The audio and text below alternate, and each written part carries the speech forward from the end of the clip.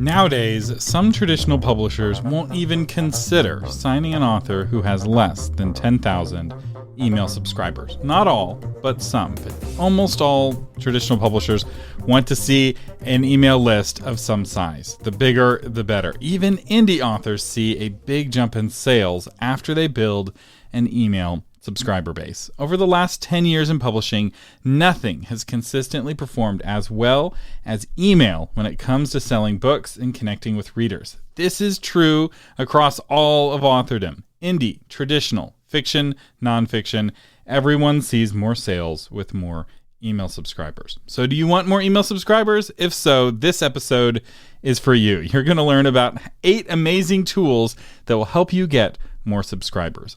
I'm Thomas Umstattd Jr., CEO of Author Media, and this is Novel Marketing, the longest-running book marketing podcast in the world. This is the show for writers who want to build their platform, sell more books, and change the world with writing worth talking about. And this episode is about tools, not techniques. There are a lot of really cool techniques to help you grow your email list. Techniques like building a reader magnet, or building a landing page, or promoting your email list through the back matter of your books.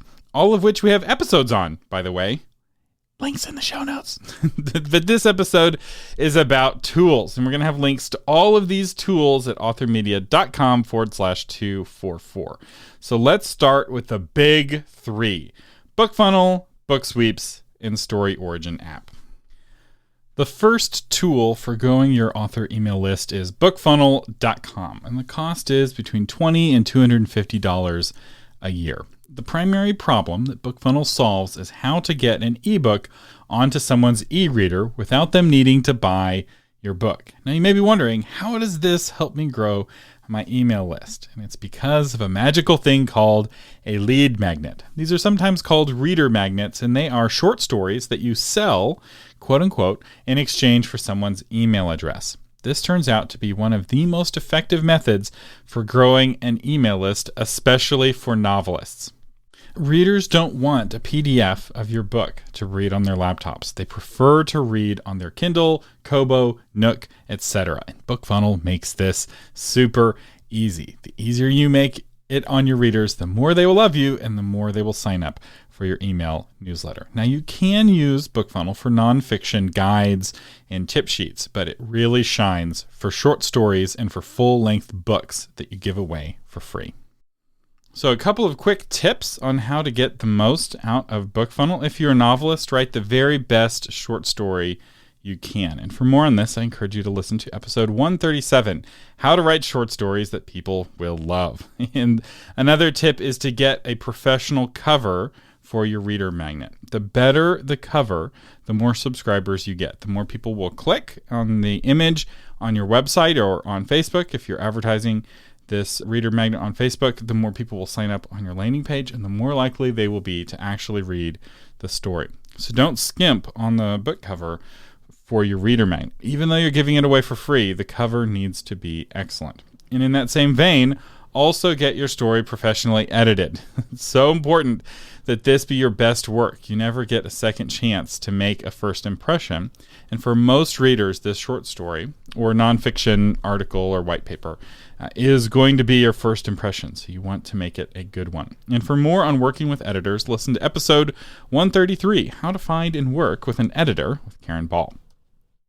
So that's the first tool. Most of you already know about Bookfunnel, so we're going to go on to tool number 2, Booksweeps.com. Booksweeps is a newer tool. It's created by Ryan Z, and it hosts book promos. And a promo is where you give away your book for free, and it connects with Bookfunnel, so for the delivery, but it's a little bit like BookBub in that Booksweeps has an email list of 100,000 readers, and they will email out big promotions from time to time, sci-fi promotion, romance promotion, and all of the authors who've entered that promo, their book covers will appear on the page, and readers can click on the book cover that they're interested in, type in their email address, subscribe to that author's newsletter, and get a copy of that book.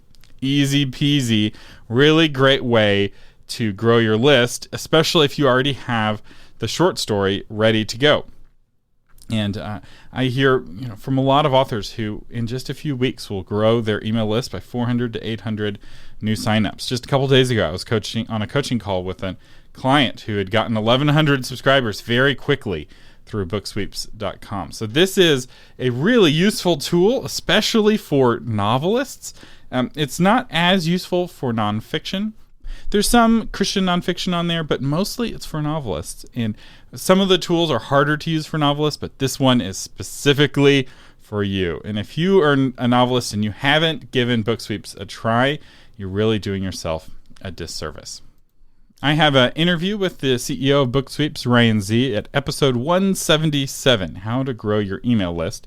And it is a useful episode, and I encourage you all to listen to it. But I have a couple of quick tips from Ryan Z that he sent me on how to get the most out of Booksweeps. The first tip is to register your pen name. Authors can add a pen name to Booksweeps.com for free with their bio, their website, and social media info, which readers can find via their pen name directory, relevant genre pages, and across the site. So you get some free promotion just for signing up. Tip number 2 is to add a reader magnet. Authors can add a reader magnet to the site for free as a means of passively growing their email list, which readers can find during their reader magnet directory. So this is an evergreen directory of reader magnets. So if you have a short story, you can have it continually promoting your email list on Booksweeps.com. Tip number 3 is to share your own giveaways. As a registered author, you can list your own giveaways on the website for readers to find via the giveaway directory and across the site. So another great way to promote your book. And then finally, tip number 4 is to join a giveaway. Grow your email list or BookBub following by hundreds in just 10 days by joining a promotion offering 2 copies of your book. So this is like a Goodreads giveaway, but it's done through Booksweeps, and it's specifically designed to grow your email list or your BookBub following if you're trying to get more BookBub followers to do more BookBub promotions. And there is a cost to joining giveaways, but Ryan Z gave me a coupon code, AuthorMedia. If you use that coupon code, all one word, AuthorMedia, you'll save 10% at checkout. Booksweeps typically costs around $25 to $50 for a promo, $100 on the high end, and some of them are free. And going back, BookFunnel also has a cost. It's between $20 and $250 a year. Now, the third tool that we have of the big 3 is StoryOriginApp.com, and it is free. It's a free tool, or at least right now. Those of you listening in the future, they will eventually start charging for it. But right now, it's in a free open beta, and it's a hybrid of BookFunnel and Booksweeps with a few extra features thrown in. So Story Origin handles lead magnets just like BookFunnel. So instead of using BookFunnel to deliver the lead magnet to people's devices, you can use Story Origin. It also hosts group promos like Booksweeps, and it connects authors with similar authors wanting to do newsletter swaps. So let me talk really briefly about a newsletter swap. Authors have been doing this for a long time, where 2 fantasy authors will promote each other's books to their list. So Joe, fantasy author, will promote Bob's book to Joe's list, and then later Bob will promote Joe's book to Bob's list. So you're not sharing your subscribers.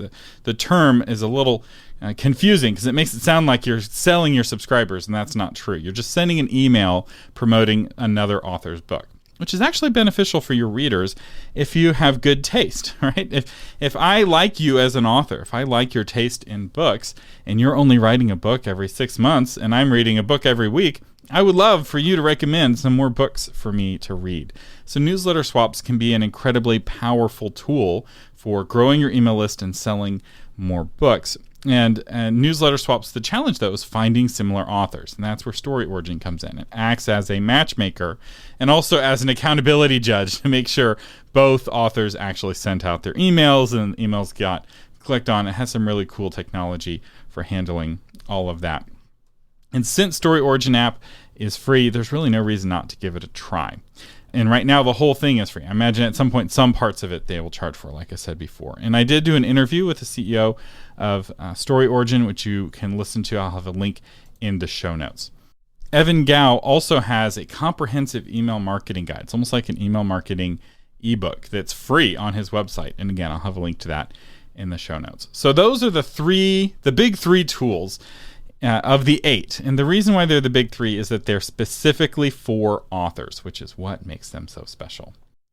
The 4th tool is WordPress.org, and the cost here is between $5 and $10 a month. More if your website is very popular, and of course, depending on your host. One of the biggest reasons every author needs a website is to grow the author email list.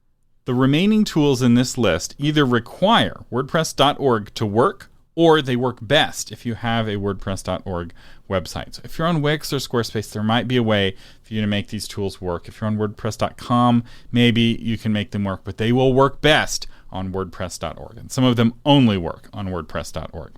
There's a reason that almost all author websites run on WordPress.org, more than any other platform, more than all of the other platforms combined. That's how popular WordPress.org is. Don't go with a knockoff. Go with the real thing. There's a reason why WordPress has been so enduringly popular. It was the most popular platform for authors 15 years ago.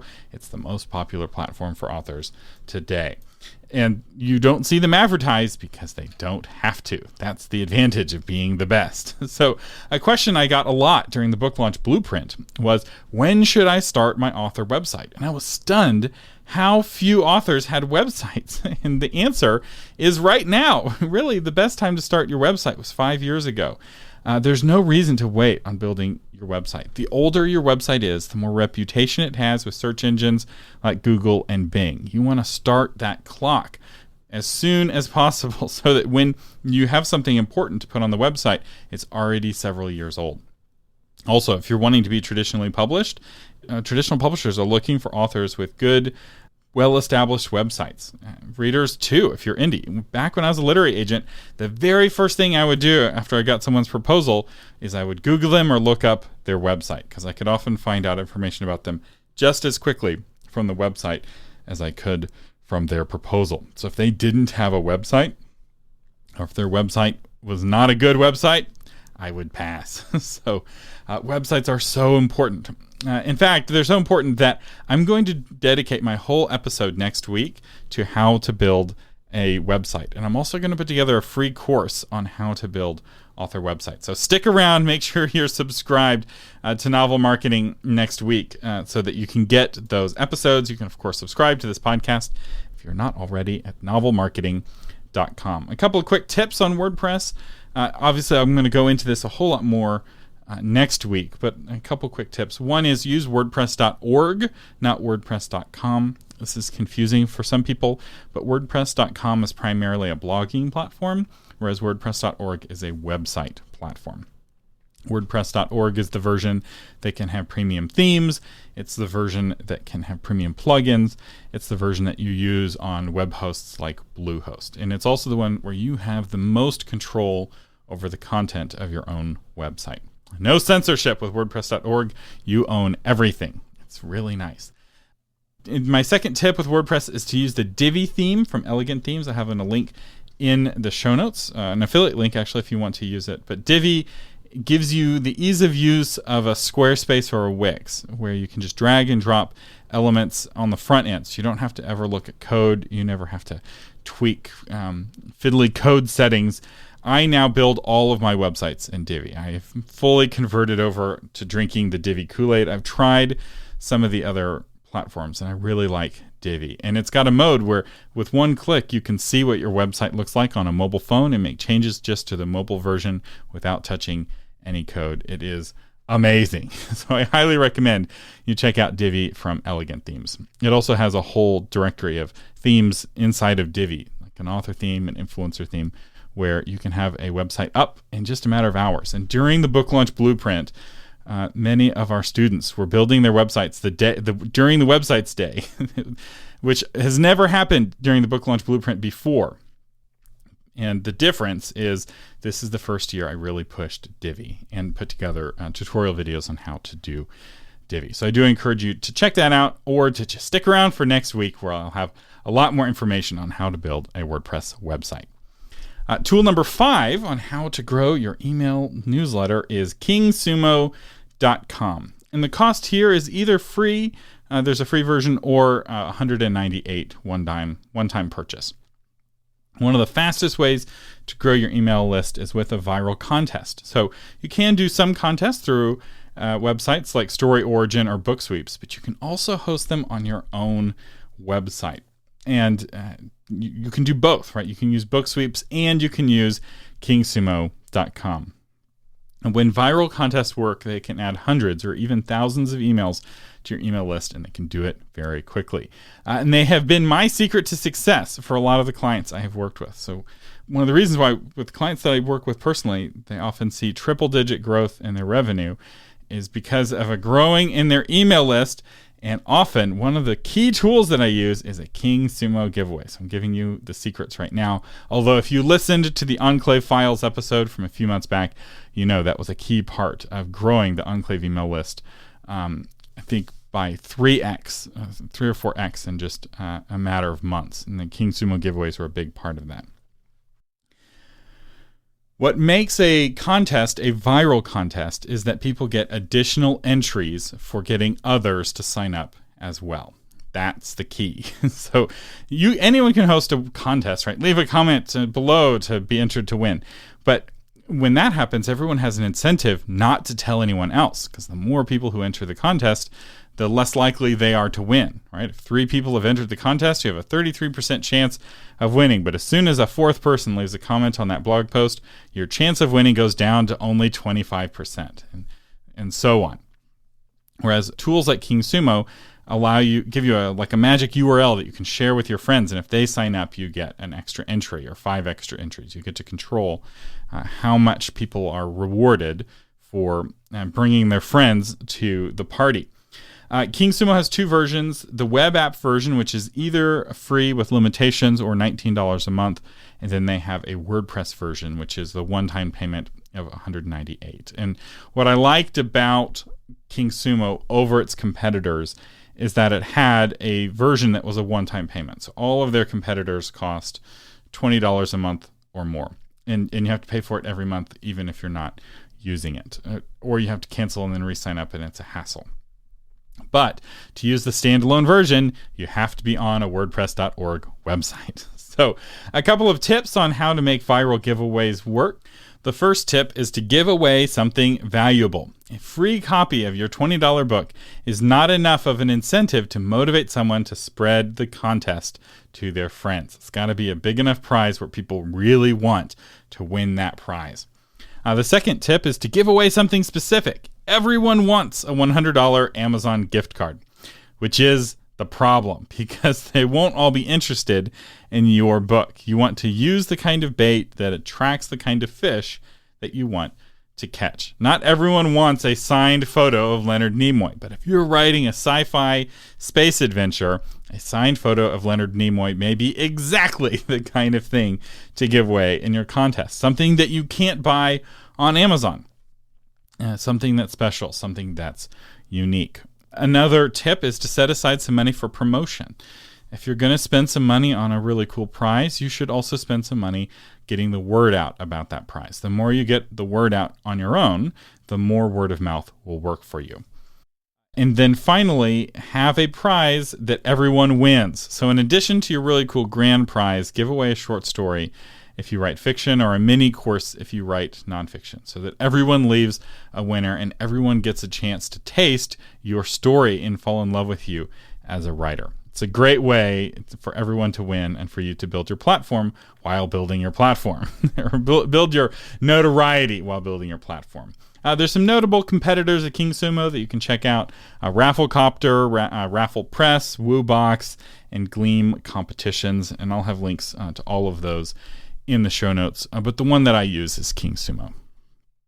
The 6th tool for growing your email list is Bloom, and the cost of Bloom is free with a Divi theme, or you can buy the Divi theme and just use Bloom on another WordPress theme, which would make it a one-time cost of $249, which, believe it or not, still makes it cheaper than some of its competitors, which is crazy. So Bloom is a WordPress.org plugin by Elegant Themes, and it allows you to put delayed pop-ups and other kinds of embedded opt-ins and many other kinds of cool opt-ins into your WordPress website. Like, you can very easily create content that you have to type in your email address in order to see.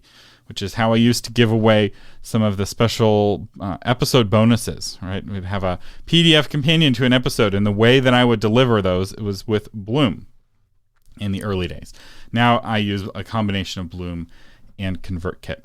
And I remember I was so hesitant when I first added a pop-up to my website because I didn't know if it was a good idea. And so I watched really carefully to see if people would complain and what the impact was going to be on the growth of my email list. And what I saw was a 10x increase in the number of signups each month. That's right, a 1,000% increase in the number of signups. It was a big difference. So a couple of Bloom tips, or really pop-up tips. The first one is you need to have a reason for people to visit your website. Website opt-in forms work best on websites that get lots of visitors. So there needs to be a reason for people to come to your website and a reason for people to share your website with their friends. If all your website is an about page and a home page and a contact page, there's no real reason for people to come. And so you're not going to see a whole lot of opt-ins, even if you're doing everything right. Whereas if you're writing controversial blog posts or interesting blog posts that people want to share with their spouse or with their friends on text message, that's the kind of blog that will bring in a lot of new people and will get you a lot of opt-ins. Second tip is to not pop right away. This is the most important tip, perhaps. Although I guess it doesn't matter if no one's visiting your website. So it's the second most important tip, which is why it's second on the list. People hate it when something pops right away and it doesn't work. Let visitors get to know you before asking to send them emails. This is common sense. And after somebody's been reading your website for a while, after they've been on the blog for a while, they want to get emails from you. In fact, there have been times when I was on a website where I just instinctively clicked X on the pop-up, only to later be like, oh, wait, I wanted to sign up for this website. I really like what they have to say, but now I don't see the pop-up. So don't pop too soon. Also, don't pop on every page. Be strategic on which pages the pop-ups appear. The homepage may not be a good place for your pop-up. An individual blog post is a better spot for your pop-up. Another thing to do, the fourth tip, is to experiment. Bloom allows you to use different kinds of pop-ups, and there's all kinds. There's the pop corner, there's a pop-up at the bottom, there's popping in the center where it takes up the whole screen if you really want someone to see it. And I encourage you to experiment with the different kinds. You may find that a corner popper is all you need, and it's less intrusive and potentially a lot more effective. And Bloom will track the conversion rate of each one of your opt-in forms, which is really nice. And it does it across your website. And then the final tip is don't ask for information you don't use. So if you don't know how to put someone's first name in the emails you send, don't ask for that in the opt-in form. The more fields in the opt-in form, the fewer people will fill in the form. There's a few competitors for Bloom. Sumo.com is free, or they have a free kind of limited version that you might consider. And if you're not using elegant themes on your WordPress website, Sumo.com really is one to take a look at. Opt-in Monster and Pop-Up Domination are the other big ones that compete with Bloom. And they both are in the $15 to $20 a month range in terms of pricing. Tool number 7 is Quiz and Survey Master. And the cost here is between $0 and $129 a year. If you write nonfiction, quizzes can be one of the most effective ways to grow your email list. Back in episode 224, I interviewed Dr. Sandra Dalton Smith, who grew her email list from 2,000 subscribers to 25,000 subscribers in 1 year with a quiz. That's from a list that's big enough to get publishers interested, especially medium-sized publishers interested, to a list that you can live on. If you have a list of 25,000 subscribers and you write nonfiction, there's a good chance that you can make a living providing services and training and things that those people want. That is a big enough list to feed your family. And the tool that Sandra Dalton Smith used was Quiz and Survey Master, which is a WordPress.org plugin.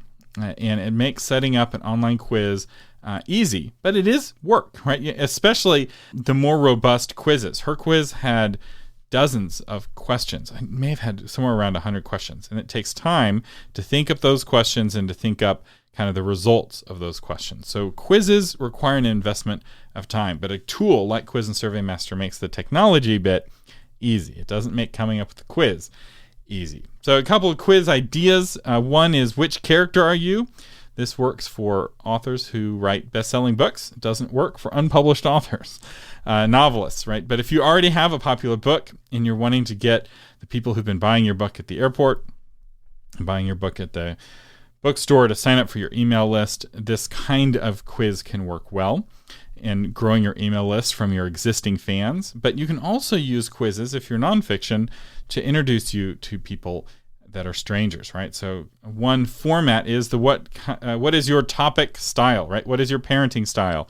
What is your investing style? What is your speaking style? So whatever your topic is, right? You have a quiz for people to figure out what style they are, and then you can talk about the pros and cons of that style, right?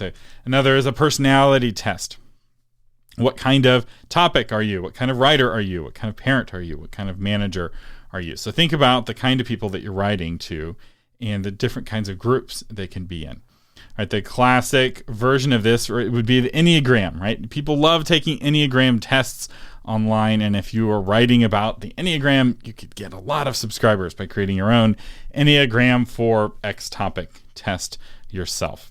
In my experience, nonfiction authors often get a quiz idea in their head while they're writing their book. While you're immersed in your topic, the quiz kind of comes forth from the pages. So think about it as you're writing your book.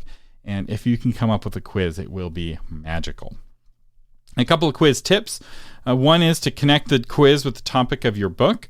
So which Harry Potter character are you may be a popular quiz, but it's not going to help you sell books. And you don't want those people on your email list unless you're J.K. Rowling.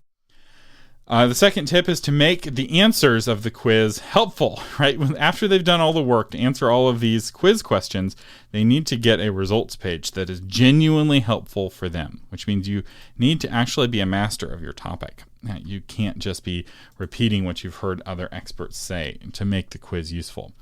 And then finally, make the quiz results easily shared on social media.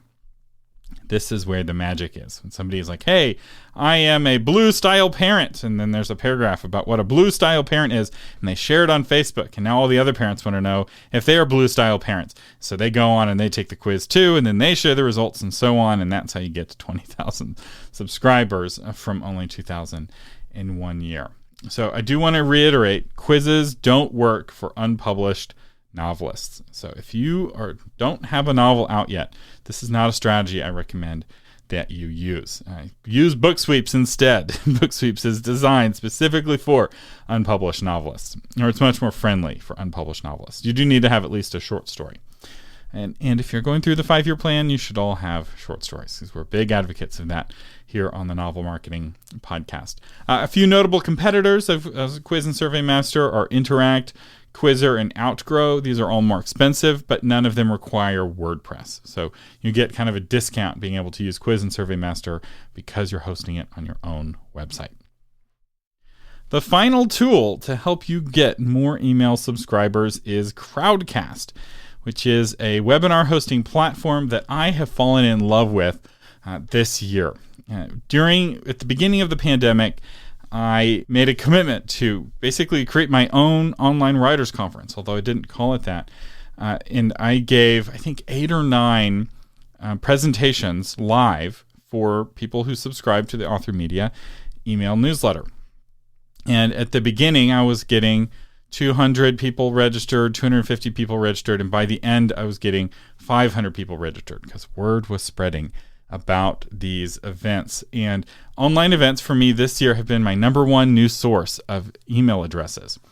And so for me personally, as a podcaster, these online events, specifically with Crowdcast, have been my best source of new signups, even more than my reader magnet or my lead magnet on authormedia.com, even more than all the promotion I do with the podcast. Crowdcast has been magic for me.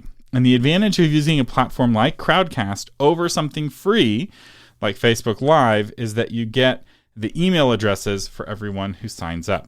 And the cost of Crowdcast is between $29 a month and $99 a month, depending on the size of the events that you're hosting. And what I like about Crowdcast on the monthly plan is that you can upgrade or downgrade your plan on a month-to-month basis. So I've been on all of the pricing plans at one point or another.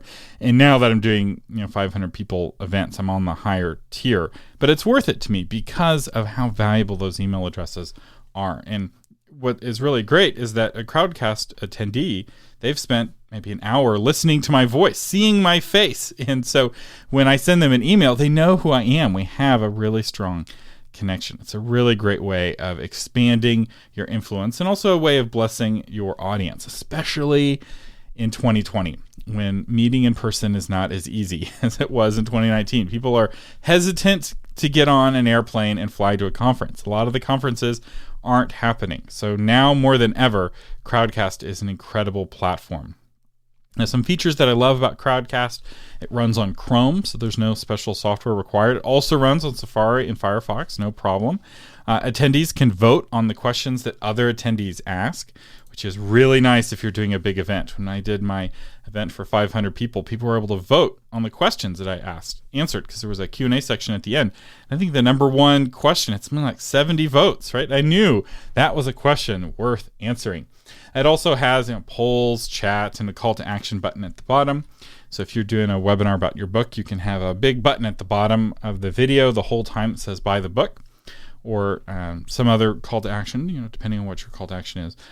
You can also bring attendees onto the screen via video to ask questions. This is a feature that I've more recently been exploring, and I really like it.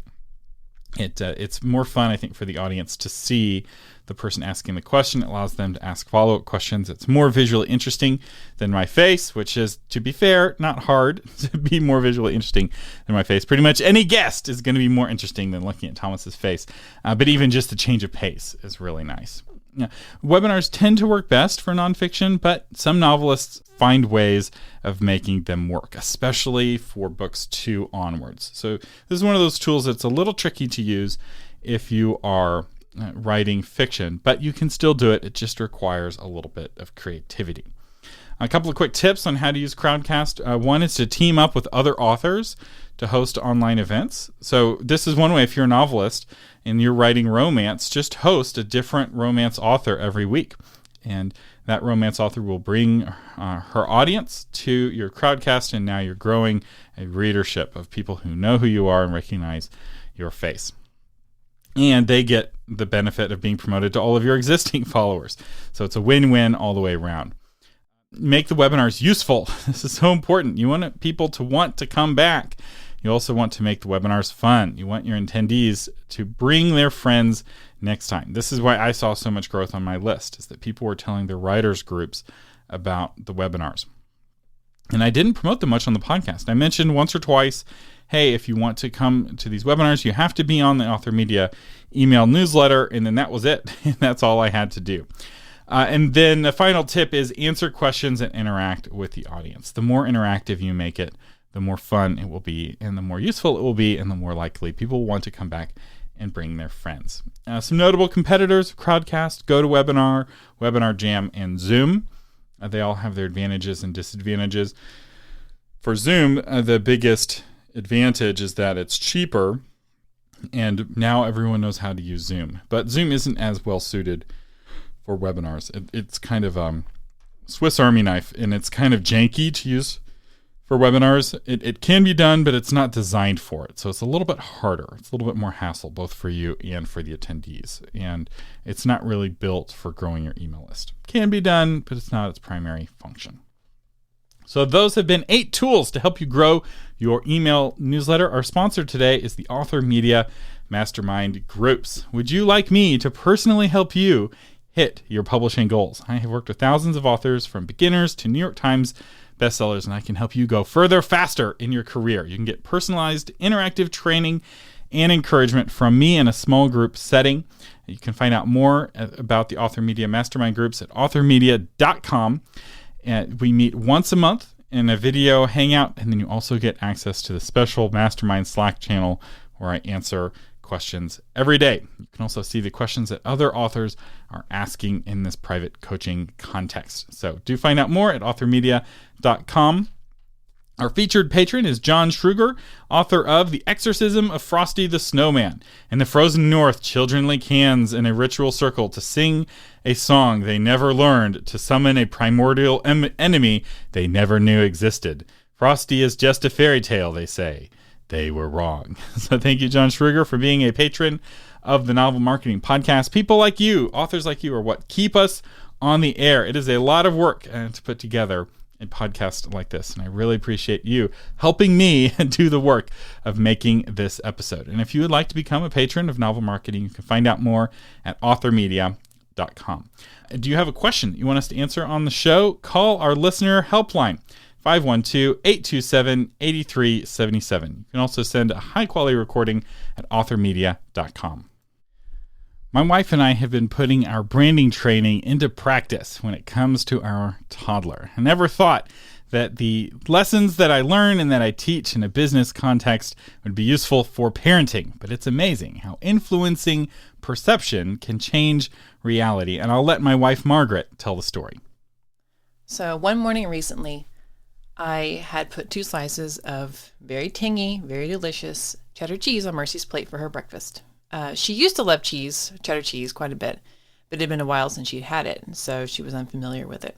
So she was looking kind of askance at it, didn't know what to do with it, and she refused to take a bite. And I told her, Mercy, you used to love this cheese when you were a baby. And I said, see, I'm eating some too. It makes my mouth happy. It's happy cheese. And that was the branding she needed. She immediately picked up the cheese and took a small nibble. I could see the wheels turning in her little head. And then within a minute or two, she had eaten both slices of cheese and she was asking for more. Readers are a lot like toddlers. They want what they already like. And if you want to convince them to try something new, you have to convince them that it's like what they already like. You need them to see your book with new eyes. It's not the scary new food. This is the happy cheese. Your book is not the scary new book. It is the happy book. And as an author, you do this with your cover. The more your book cover is similar to other books in your genre that your readers already like, the more likely they are to take a chance on you. You also do this with the tropes in your book. You want your book to be similar, but not too similar to the other popular books in your genre. Do this and your readers will taste it and then devour it, just like my toddler devoured that cheese. You've been listening to Thomas Umstattd Jr. and special guest Margaret Umstattd on the Novel Marketing Podcast. You can find a blog version of this episode or get new episodes delivered to your phone automatically at novelmarketing.com. Thank you for listening and live long and prosper.